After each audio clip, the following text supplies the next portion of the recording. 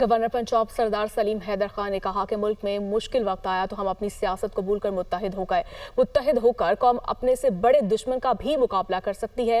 ملک کو متحد ہو کر آگے بڑھنا وقت کی ضرورت ہے۔ پاک فوج نے بہترین انداز میں ملک کا دفاع کیا۔ افواج پاکستان کی کاوشوں سے ملک کی عزت میں اضافہ ہوا۔ آرمی چیف، ایئر چیف اور نیول چیف کو خراج تحسین پیش کرتا ہوں۔ وہ راولپنڈی میں تقریب سے خطاب کر رہے تھے۔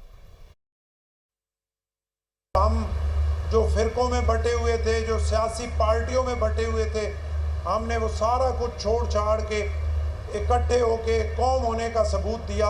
جب ہم اکٹھے ہو جاتے ہیں تو جہاں پہ بھی ہم اکٹھے ہوتے ہیں تو ہمیشہ اللہ ہمیں کامیابی دیتا ہے اور ہم نظر آتے ہیں کہ ہم واقعی ایک قوم ہیں۔